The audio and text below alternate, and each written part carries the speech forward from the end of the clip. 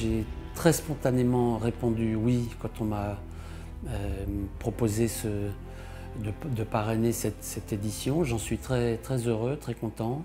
J'ai plaisir à rencontrer le public. Il y a une ambiance très conviviale, de la discussion. Voilà, ça me va bien, ça me va très bien. Je suis très content de ça.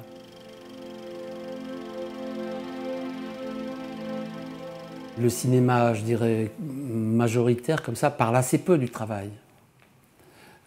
Trop peu du travail. Et souvent, dans le cinéma de fiction, les histoires se déroulent en dehors de ce monde-là. Or, c'est ce qui nous occupe, c'est ce qui nous porte, c'est ce qui nous importe.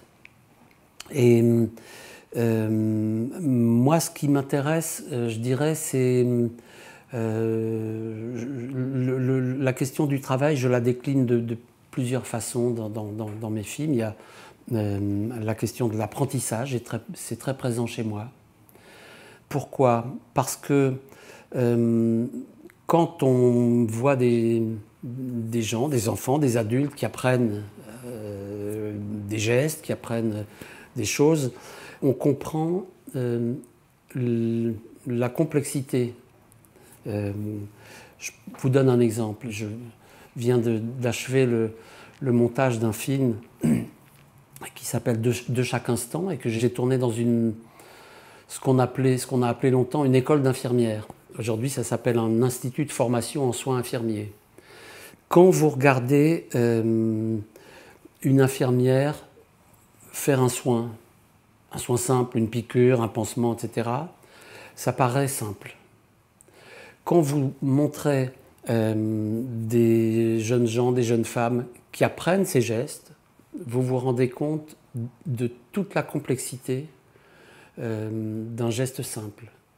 Il faut respecter des protocoles, il ne faut pas tenir la seringue par le piston, il ne faut pas faire ci, il ne faut pas faire ça, il faut se laver les mains à tel moment, mettre ses gants, faire le soin, enlever ses gants, se relaver les mains, etc. Respecter le champ stérile, bref. Un geste simple et compliqué.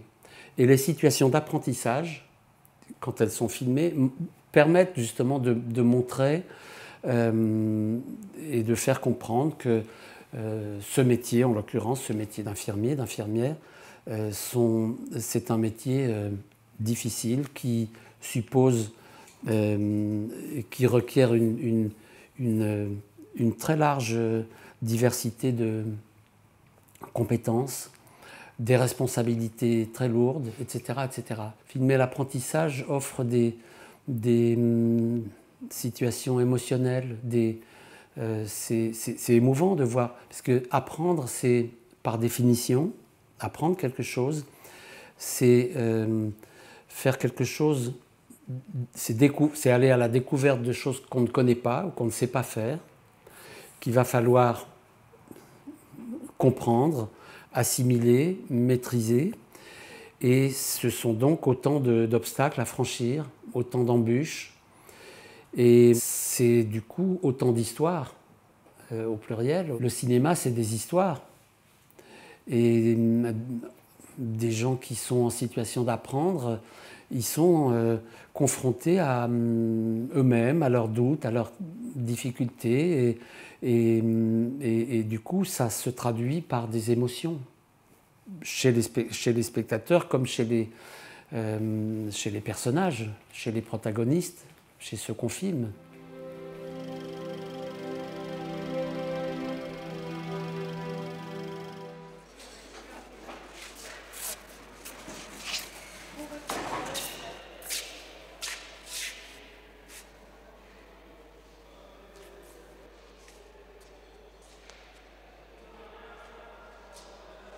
Je ne fais pas des films à partir d'un savoir.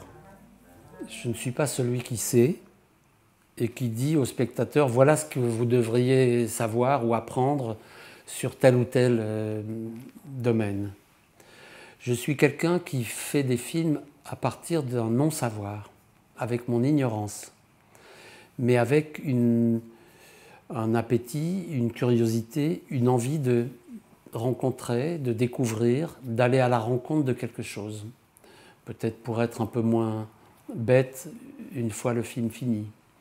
Je fais mes films avec des questions, avec mes faiblesses, mes questions, mes doutes.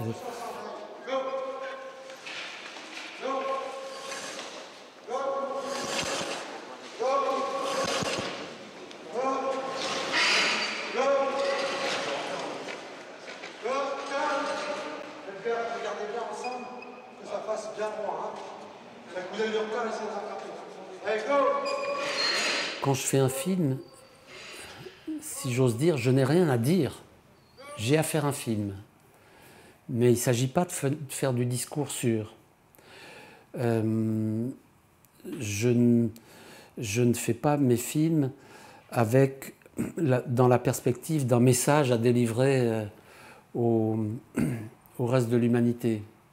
Je suis plutôt quelqu'un qui ait envie de prendre des spectateurs par la main en leur disant on va aller à la découverte de quelque chose.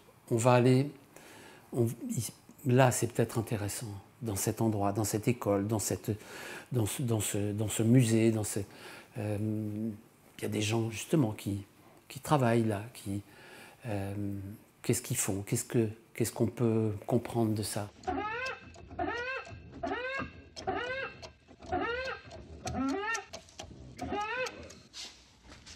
Allez, on y va. C'est un peu le point de vue qui est le mien quand j'aborde un film. Les sujets, c'est presque secondaire. Ce sont presque des prétextes, ou en tout cas des portes d'entrée. Il ne s'agit pas pour moi, quand je fais un film, puisque je fais des documentaires, il ne s'agit pas de traiter un sujet, d'être exhaustif, ou d'être universitaire, ou d'être un sociologue.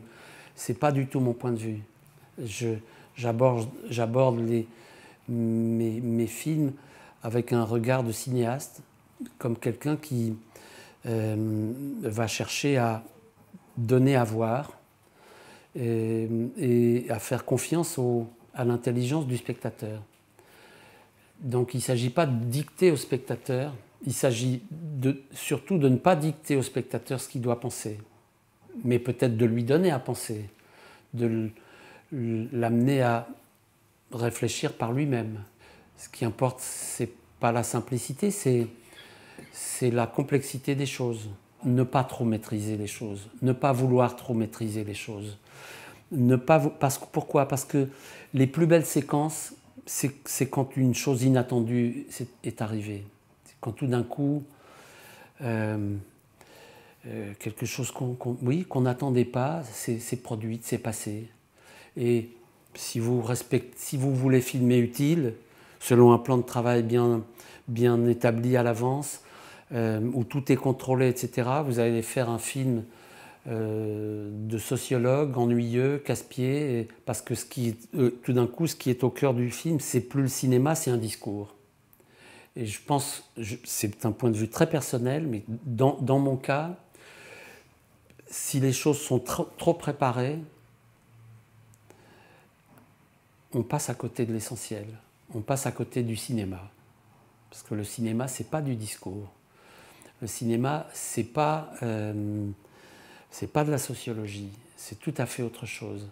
Quand je commence à faire un film, le moins j'en sais sur le sujet, le mieux je me porte. Quelque part, quand je commence un film, je me documente un petit peu parce qu'il faut bien écrire un projet, il faut bien présenter les choses pour trouver des financements, mais pas trop. Parce que si j'en sais trop, j'ai plus envie de faire le film. Puisque mon désir de cinéma est lié au plaisir de découvrir, d'aller vers l'inconnu, d'aller vers ce que je ne connais pas, vers des gens que je ne connais pas. Mon plaisir de cinéaste, mon désir de cinéaste sont liés à ça, sont liés à la mise en danger que les rencontres nous font vivre. Et cette part de danger est pour moi essentielle. Il fait beau. Il fait beau.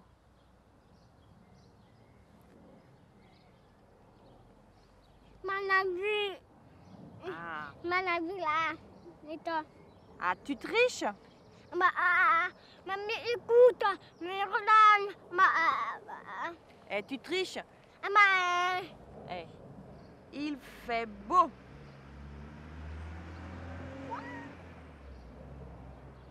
Il fait beau. Tu as compris? Il pleut. Bon. Je veux me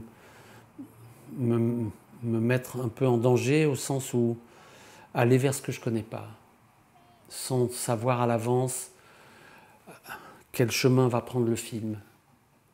Et je ne sais pas d'avance. Et c'est ça qui me plaît. Si je le sais, c'est cette route-là, telle autoroute. Ce qui m'intéresse, c'est les chemins de traverse.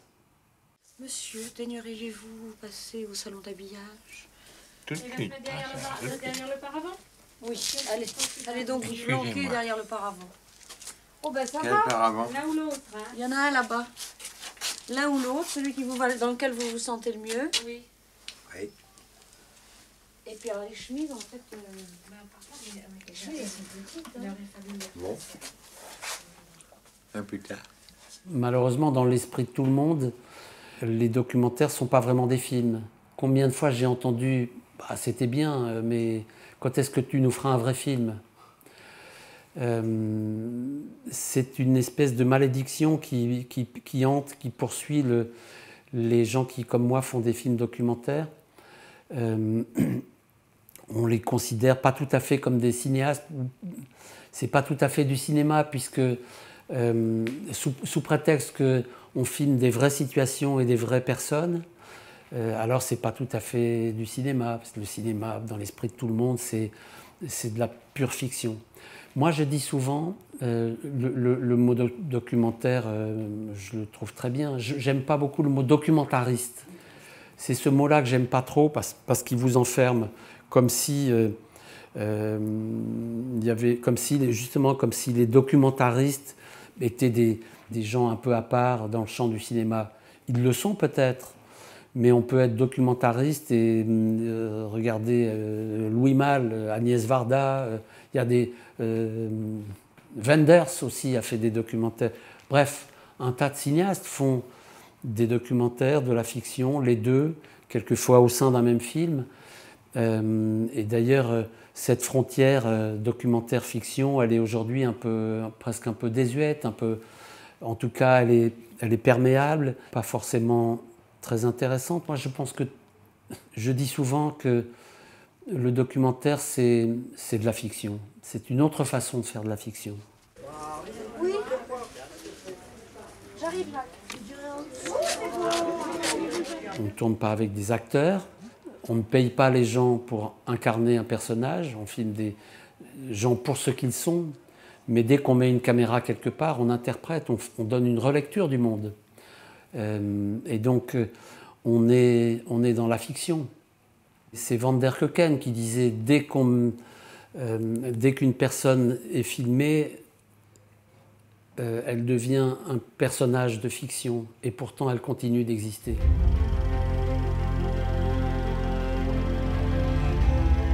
Je suis quelqu'un qui accompagne souvent les films que je fais, je les accompagne souvent longtemps. J'ai fait en général de nombreux débats, des rencontres, etc. Donc j'aime bien ce contact. Pourquoi? Parce que la rencontre avec le public nous apprend beaucoup de choses sur le film qu'on a fait. Il ne faut pas croire qu'on maîtrise tout quand on fait un film. C'est pas vrai ça. D'abord, un film dit beaucoup de choses.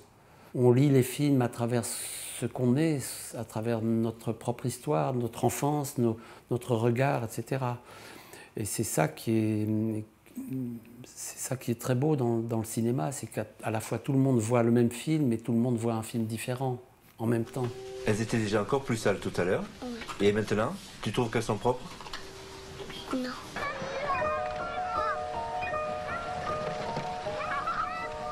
Cinq fois 6, 25.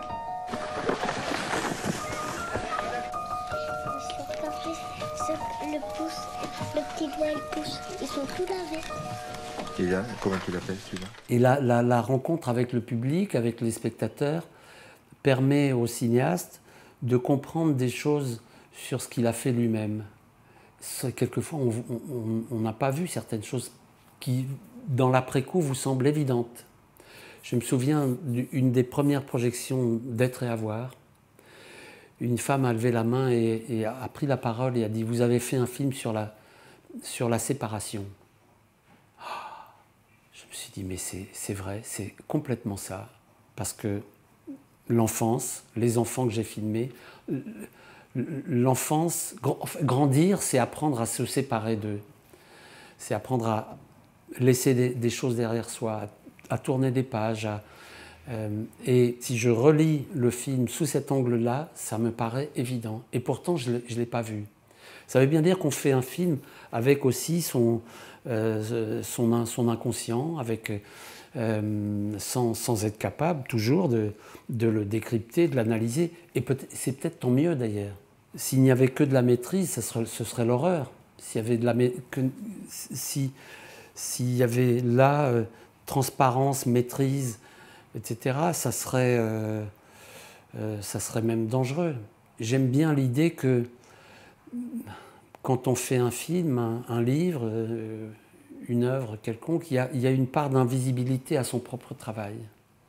Et c'est là que la rencontre avec le public est quelquefois très, très belle. Il n'y a rien de plus beau qu'un spectateur qui vous apprend quelque chose sur le film que vous avez fait.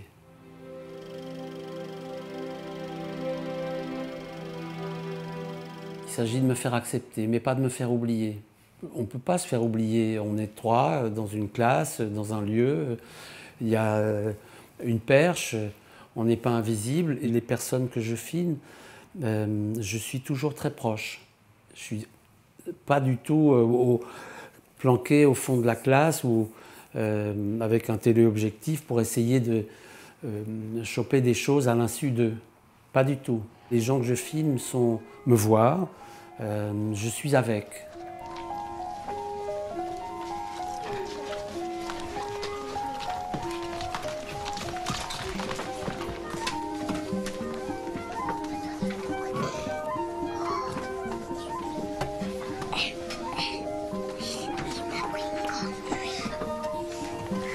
Je suis pas là justement pour les filmer à leur insu, ni en cachette, ni à tout bout de champ, ni à n'importe quel moment.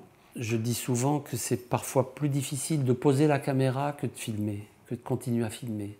Quand on est pris dans le feu d'un tournage, quelquefois on dépasse certaines limites, on se laisse emporter par ce désir de capter, cette soif.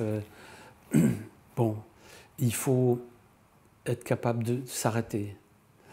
Il faut que les gens comprennent. En effet, à certains moments, on va pas tourner parce que tout d'un coup, les gens qu'on filme sont pas à l'aise avec ça, avec la caméra, sont en difficulté. Et je sens dans votre question qu'il y avait cette idée que je suis resté très longtemps et que j'ai passé beaucoup de temps avant. Alors pas du tout, j'ai filmé dès le premier jour. Pour moi, ça sert à rien de rester 3 mois les bras ballants à regarder ce qui se passe. Ça m'intéresse pas. Ce qui m'intéresse, vous savez, c'est quand la caméra arrive, ça change tout dans la relation avec ceux qui sont là. Et tout d'un coup, on a cet objet, et puis le magnéto, la perche, etc. Voilà. Ça change complètement la relation. Il y a ceux qui, tout d'un coup, vont avoir envie de jouer avec vous. Hein, ça change la nature des choses, la présence d'une caméra. Le réel n'est plus le même. Quand on se sait filmer, on est un peu différents, tous. Il y a ceux que ça va impressionner, intimider, refermer sur eux-mêmes. Il y a ceux au contraire qui vont vouloir faire un numéro. Il y a ceux qui vont essayer de se dépatouiller tant bien que mal avec tout ça, etc. Et donc d'ailleurs quand on dit mais comment on réagit les enfants, Ils étaient 13, ils ont tous réagi différemment. Chacun a réagi avec ce qu'il était, comme il pouvait, comme il voulait, etc. Ce qui comptait, c'était qu'ils ne se sentent pas pris en otage par le tournage, par la caméra. Il fallait qu'ils puissent... Et donc j'ai filmé à peu près 35 minutes par jour, en moyenne. Donc je filme dès le premier jour, après qu'on ait passé 2 heures ensemble, qu'on leur ait montré notre matériel, etc. Mais, et puis il y a eu une seule caméra, il n'y a pas des caméras partout, et de temps en temps je filmais un petit peu.